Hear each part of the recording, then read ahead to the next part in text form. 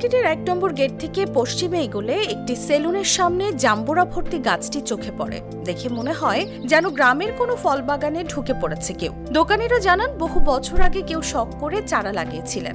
সময়ের সঙ্গে গাছটি বেড়ে উঠে আজ পরিণত ফলদায়ী গাছে রূপ নিয়েছে।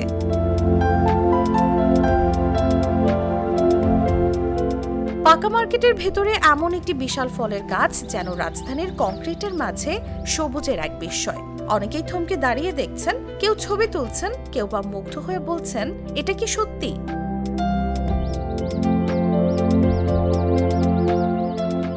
অনেকেই জানালেন নিউ মার্কেট মানেই স্মৃতি, আর সেই স্মৃতির মাঝে এমন একটি গাছ যেন প্রমাণ করে প্রকৃতি এখনো বেঁচে আছে।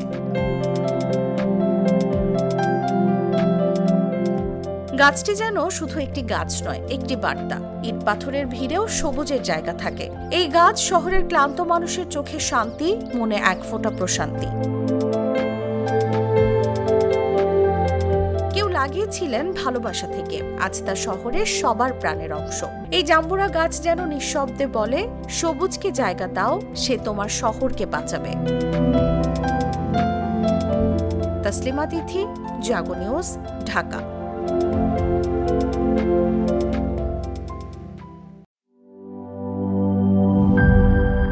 বান্ডেল থাকলে প্রতি সেনমানিতে টাকা বাঁচবে। বিকাশ সেনমানি বান্ডেল কিনে জিতুন প্রতি লেনদেনে।